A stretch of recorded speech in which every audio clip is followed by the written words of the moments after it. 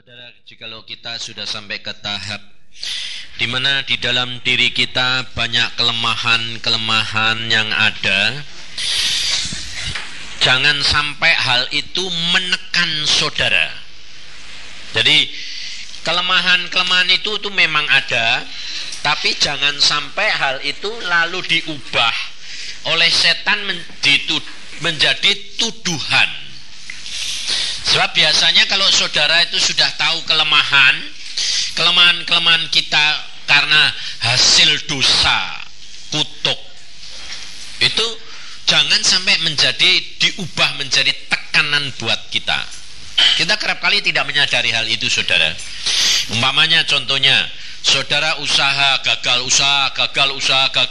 itu jangan dikira kebetulan, enggak.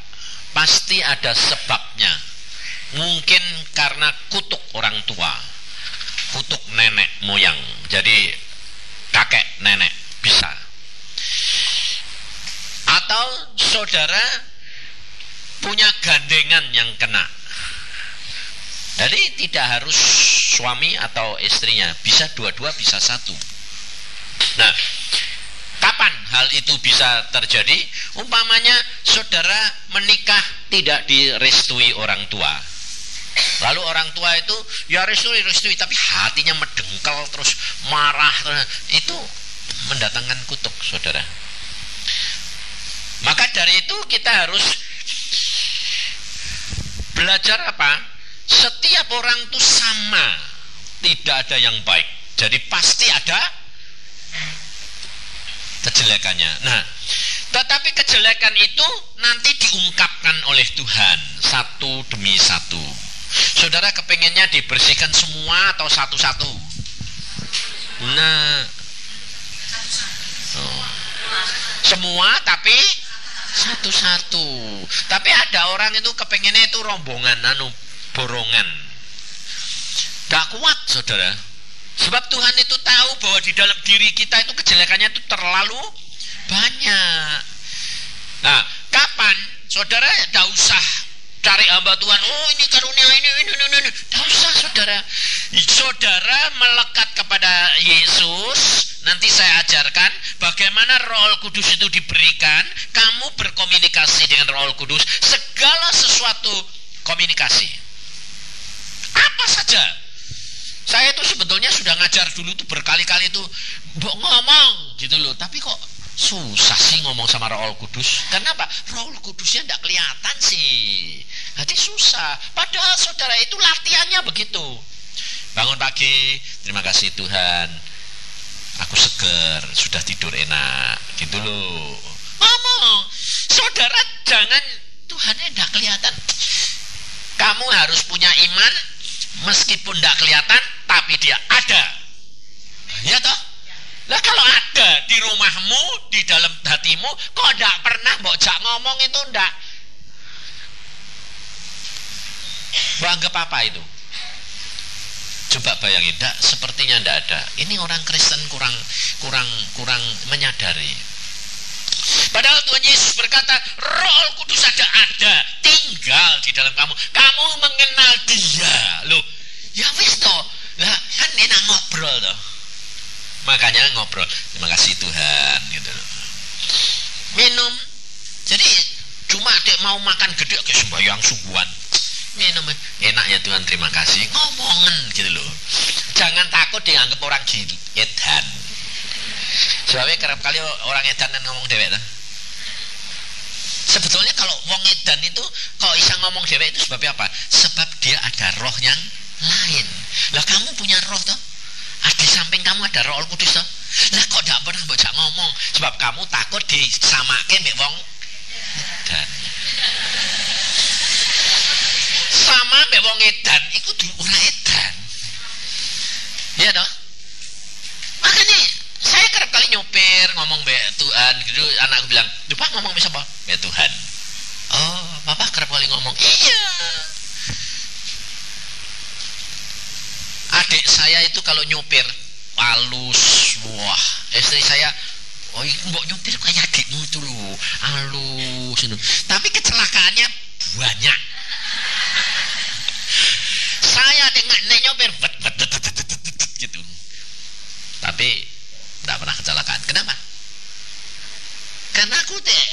barang tuh ngomong be Tuhan. Saudara tahu, saya pernah khotbah di Solo ini. Saya saksi kalau saya tuh suka ngebut. Dokter spesialis yang gini, ngacung di tengah khotbah gini loh. Ada apa? Saya bilang, ngajari kok ngebut. Loh, aku bukan ngajari kamu ngebut. Saya saksi. Lalu dia bilang apa? Buktikan di Alkitab ada enggak ngebut. Loh, Filipus kan hilang. Ngebut ada. Waktu itu pada saat itu saya kaget. Loh, ini wah interupsi ini. Aku langsung ngomong ya Tuhan. Doa kita kan orang ngebut. Oh no, ngomongnya Jawa. Oh no, ada. Aku minum. Buktiin, tunjukin. Bayangin saudara. Aku bilang, doa mana Tuhan? Kitab Raja-Raja. Jadi aku cuma dungokin ngomong. Kitab Raja-Raja. Tapi aku tidak ngerti. Loh, makanya saudara, kalau hidup dengan Tuhan itu nggak usah ngerti dulu. Kalau kamu ngerti dulu, kamu nggak lihat mujizat. Karena merasa, oh harus ngerti. Makanya orang Kristen kalau bilang, kalau dengar firman, wah aku ngerti, itu pasti orang sombong. Aku sudah ngerti, sombong. Aku ya tanya itu, Kitab Raja-Raja nomor berapa? Biro Tuhan. Buka ada bener. Elia pada waktu di atas gunung, terus sudah motongi kepalanya nabi-nabi Baal, terus dia berdoa supaya hujan turun. Tuhan berkata pada Elia, Ahab suruh naik kereta dari atas gunung, suruh lari naik kereta cepat ngebut ke Israel supaya jangan kehujanan, nanti keretanya tidak bisa jalan. Nah, setelah itu dia lihat gitu, Elia mengikat pinggangnya, dia lari dari atas gunung mendahului Ahab sampai di Israel. Wong tua rak ngebut itu. Tidak percaya nyobaan di atas gunung Melayu, nanti kan kayak kejungkal-jungkal. Tapi kalau sama Tuhan, Elianya sampai. Aku bilang gitu, lalu dokter itu bilang gini, kok ada? Sebabnya apa saudara? Apa yang saya lakukan tuh saya bilang Tuhan, saya mau melakukan semua isi Alkitab. Aku ngomong be Tuhan boleh ngebut tak? Ngebuten, ya ngebut, aku rawusan. Tapi kalau Tuhan bilang jangan, ya jangan, nurutan. Sebab gak ngerti.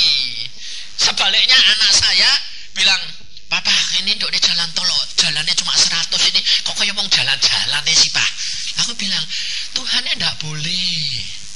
Loh, tahu nih biar tidak boleh. Nah, saya ini gini, bukti ya, jalan supaya kamu jalan dengan Tuhan loh, saudara. Orang tua itu dituntut ikuti oleh anak-anak. Jadi kalau engkau jalan dengan Tuhan sungguh, anakmu otomatis membuktikan. Ya tidak usah bawa ini. Ayo, tidak usah. Ikut dengan sendirinya. Nah, kamu lihat ya, 100 jalan cepat, 110 kap mobil buka. Lo buka, dia bilang gitu, oh mungkin kebetulan. Baik, berhenti, kamu jebret, dah kenceng sudah. Mulai 110 buka, lo buka. Sebab aku ngomong, Tuhan anakku minta bukti. Ya wis. Oh carane ngono Pak. Ya nurut. Lah ada apa? Nggak tahu, tapi nanti kamu tahu. Sampai di Bogor, bane depan Kempos. Terus saya pinggir ke bengkel, ke tukang ban, leleh bane. Karena kemarin tak buat ngebut. Pak, ini sih tidak ada pakunya Pak. Bane leleh, ngerti gue? Kalau seandainya kamu ngebut, mati kita. Dan paling tidak bonyok-bonyok. Nurut Tuhan tuh pasti sip lah, bayarnya murah. Loh, penak toh? Lah kok ndak bocah ngomong tuh piye toh? Loh, kamu saudara tahu, kowe bisa pakai pakaian enak, ndak keserimpet celana dalam lumayan. Loh, kita sudah tua-tua di nganggo itu susah loh. Kayak gendut-gendut keserimpet gendung repot sungguhan. Loh, betul ndak? Loh, betul ndak? Pakai celana wis susah loh. Kok ora ngucap syukur? Ada kesing mengsek situ ya repot. Makanya saya tuh ngajari kamu tuh dari perkaranya kecil. Sebab Tuhan bilang berkata apa? Kalau kamu setia dalam perkara kecil, kamu akan diberikan tanggung jawab perkara yang besar. Ngomongin. Tapi saudara itu tidak do nurut sih, nakal. Karena apa? Pikirnya bijaksana. Wong perkara kecil loh. Makan nek kesel kayak mati yo. Salah, nah jalan. Kowe iso kencing ngucap syukur. Tapi enggak pernah krecek. Yo ngucap syukur, terima kasih Tuhan, iso lega, betul? Coba mandek. Macet, kamu ke rumah sakit piro? Coba. Ngucap syukur. Segala sesuatu ngomongin tubuhmu. Kaku-kaku dalam nama Tuhan Yesus. Kaku-kaku kamu kenapa? Ayo sempurna begitu. Makanya istri saya kemana ngambil keputusan, dia bilang, wong Aris itu orang kanker bisa tumbuh kok. Sekarang aku gendut ya, tak omongin dong dengan kocok. Kurus.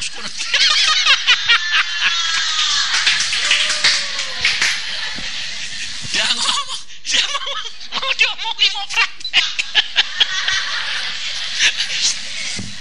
Aku bilang ya praktekkan, enggak apa-apa. Tapi saudara perhatikan, segala perkara itu jadi bukan karena kamu ngomong, tetapi karena firman Tuhan.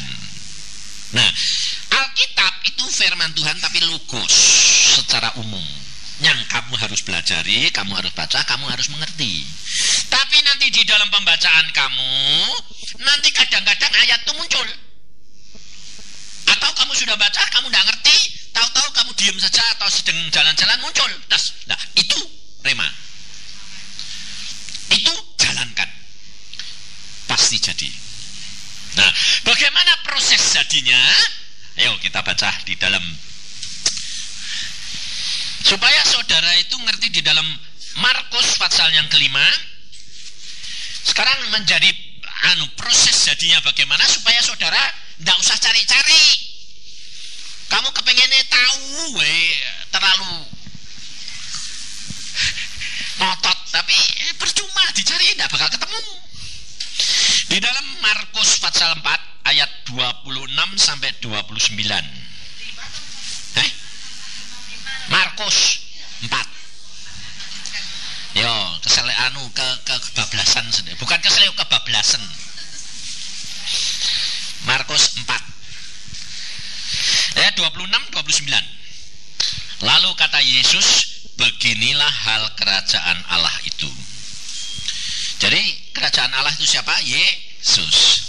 Seumpama orang menaburkan benih di tanah, lalu pada malam hari ia tidur, dan pada siang hari ia bangun, dan benih itu mengeluarkan tunas, tunas itu makin tinggi. Bagaimana terjadinya? Tidak diketahui orang itu. Ngerti? Saudara, tugas saudara cuma nanam benih. Tumbuhnya bagaimana? Tidak usah tahu. Kalau kamu kepingin tahu, tiap hari mau korek-korek. Loh, besok malah mati, malah hidup. Malah mati. Itu sama dengan saudara kalau sudah berdoa punya masalah, benihnya kamu sudah tanam di dalam tanah, dalam diri Yesus, lalu kamu besoknya kok belum ada apa-apa. Apa doa mbak ambil lagi? Loh, Tuhan Yesus, aku sudah serahin, sudah tak dalam namamu Tuhan Yesus. Besok, lu kok belum ada apa-apa? Ya mati. Saudara harus percaya kalau engkau sudah letakkan, kamu tidur. Berarti tidak usah ngurusi dah. Kamu percaya, serahin, itu urusannya Tuhan, pegang Ngerti? Yang menumbuhkan itu Tuhan. Tapi tugas kamu apa? Nanam. Bagaimana tumbuhnya? Gak usah tahu. Dan saudara pun tidak bakal tahu. Karena apa? Karena memang cara kerjanya Tuhan begitu. Tak mau. Yang penting kamu harus tahu aku Allah yang Maha Kuasa. Nah, di dalam keadaan saudara cara kerja Allah yang tidak kelihatan ini, saudara perhatikan. Kamu punya kelemahan, ya. Kamu punya sifat turunan yang jelek-jelek, ya. Tidak masalah, tidak. Kenapa? Kalau engkau berjalan dengan Roh Kudus nanti sudah mengingatkan firman yang muncul, itu jalanin. Lepas satu. Karena firman Tuhan berkata, firmanku yang akan membersihkan kamu. Jadi bukan kamu. Saya sendiri kalau ditanya, saudara, resepnya apa, Pak? Pak Yusa itu sifatnya jelek kayak gitu, resepnya apa? Saya bilang, hanya melekat kepada Yesus. Baca firman, berdoa, diam diri pagi-pagi, diingatkan, oh kue punya watak jelek-jelek ini. Kemarin kamu ini. Oh ya, jelek ya Tuhan, jelek. Ngomong sama jiwa, lempar, bersih. Dan itu tidak bisa sekali, saudara. Nanti datang lagi, tapi jaraknya itu waktunya tambah lama tambah panjang, tahu-tahu hilang, gitu. Ngerti? Nah, saya yakin Denny sudah memberitahu saudara bahwa saudara harus bangun pagi, ya, untuk mengambil mana, embun pagi. Saudara tahu embun pagi itu buat apa?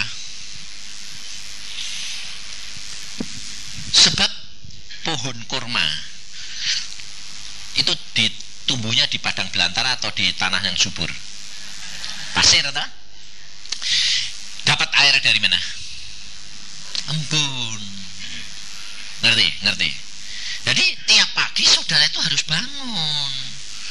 Sebab embun itu turun antara jam 2, jam 3 sampai jam 5. Habis itu tidak turun lagi. Matahari terbit, nguap. Tapi saudara kalau disuruh bangun pagi,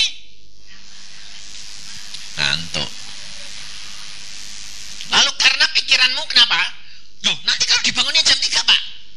Loh, bangun, sembahyang, baca Alkitab, kira-kira setengah jam, habis itu tidur lagi. Oh, pikirku ke jam 3 ya terus bangun terus. Memang buat saya, buat hamba Tuhan yang lain, tidak boleh tidur. Tapi buat kamu, tidak dituntut seperti hamba Tuhan yang lain. Jadi tuntutannya itu tambah, lalu menjadi sempurna. Nah, kalau kamu sudah ngambil mananya, perhatikan. Alkitab berkata, coba lihat di dalam Keluaran pasal 16 ayat 17 dan 18. Perhatikan. Makanya sampai saya berkata, Allah sudah merencanakan dan saudara hidup penuh penyerahan dan percaya. Sebabnya apa?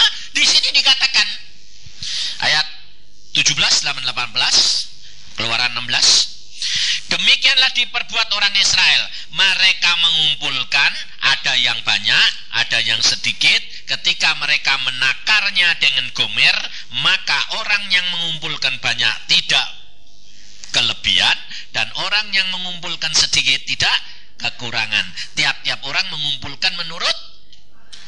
Nah, jadi ada yang serakah, mengambil itu sak banyak-banyaknya, sampai rumah ditimbang, sebab setiap orang punya ukurannya. Jatahnya berapa?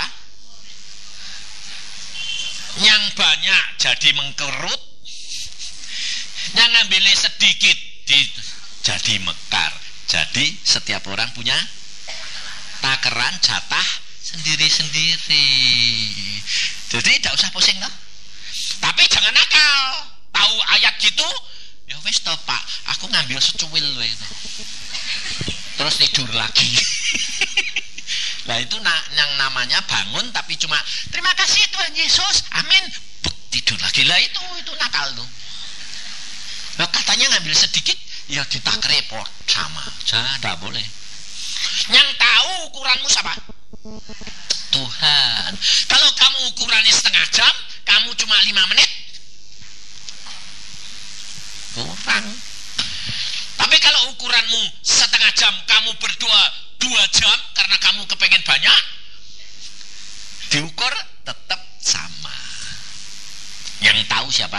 Roh Kudus. Makanya itu kalau kamu sembahyang, bangun, yang penting motivasinya ini mau.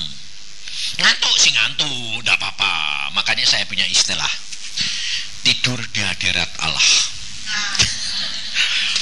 Jadi memang hati ini mau, tapi kadang-kadang ya dah maklek, tahu-tahu lutut sih lutut, tapi udah kabur. Tahu-tahu bangun, lu kok wis 1 jam, tapi tidur sambil berlutut. Nah itu tidur di hadirat Allah. Loh, sebabnya kenapa saya katakan itu? Tuhan yang ngomong, bukan saya. Aku jengkel sama Daniel itu, anak saya, sebab Daniel itu tukang tidur. Kamu ini ngantuk kalau tidur sama saya, pelayanan bersama itu, saya sembahyang 1-2 jam sampai jam 3 sampai jam 7, dia dan ketiduran. Aku jengkel gitu, saya bilang, Tuhan, anakku ini kok mau kasih bangun gitu loh. Tidak apa-apa, karena itu watake dia. Ukurannya memang dia sembahyang setengah jam saja lumayan. Itu tidur di hadirat Allah. Kamu juga aneh-aneh. Ya tidak apa-apa, ngaku sing ngukur, bukan kamu. Yang penting hatinya mau. Tuhan itu bijaksana enggak? Ya. Makanya jangan kamu nuntut orang lain seperti diri. Saya dulu nuntut istri saya seperti saya. Kenapa Daniel kayak gitu? Bapak itu kan sembayangan. Lelang mamanya orang tukang sembahyang kok. Mamanya itu tukang pujian. Kalau pujian jam-jaman kuat. Sebaliknya aku tidak bisa pujian. Aku tuh tidak bisa main musik sembarang musik, tidak bisa. Tidak bisa nyanyi. Jadi Tuhan tuh baik. Kalau saya diberi istri pendoa sama pendoa, doa-doa diem terus tidak lengkap. Wong tidak bisa nyanyi. Dia bisa nyanyi, muji Tuhan, nyembah dengan pujian, pakai umikot. Lah aku sih sembahyang. Dia kurang, aku sih nambah. Aku kurang, dia yang bayar. Komplit lah. Iya, makanya itu mengucap syukur. Jadi Tuhan itu, kamu kira kerap kali kan gini, cari jodoh itu yang paham, seneng nyanyi sama nyanyi, hobi sama. Salah. Tuhan mau kamu sempurna. Jadi kalau punya yang bertentangan itu malah kamu bilang apa? Puji Tuhan, komplit ini bakal. Maka dari itu jangan kaget kalau waktu meh kawin cocok, tapi setelah kawin baru terbuka kabeh. Nah, kamu bilang wah baik, Tuhan memang baik. Dimunculke saene boroke semua ini, waduh. Nah, maka dari itu saudara, hidup dengan Tuhan itu luar biasa. Nah, jika kamu sudah punya kelemahan-kelemahan itu, lalu kamu jangan pakai terlalu banyak hikmat manusia. Nah, coba nanti baca di dalam Yesaya 30. Di dalam kitab Yesaya pasal yang ke-30, nanti di rumah ini PR ya. Ini PR-nya, nanti saya kutip ayatnya, tapi nanti kamu ini perhatikan sendiri. Yesaya pasal 30. Dikatakan di sini bukan Mesir, tetapi Tuhan yang memberi pertolongan. Mesir adalah menggambarkan penguasa, hikmat, kepandaian, kepintaran, kemampuan apa saja. Tapi Tuhan berkata bukan Mesir, tetapi Tuhan. Mulai dari ayat pertama itu nanti PR-nya dibaca semua. Nah, kuncinya di dalam ayat 15. Sebab beginilah firman Tuhan Allah yang Maha Kudus, Allah Israel, dengan bertobat dan tinggal diam, kamu akan diselamatkan. Dalam tinggal tenang dan percaya terletak kekuatanmu. Tetapi kamu enggan. Kamu berkata, bukan, kami mau naik kuda dan lari cepat. Maka kamu akan lari dan lenyap.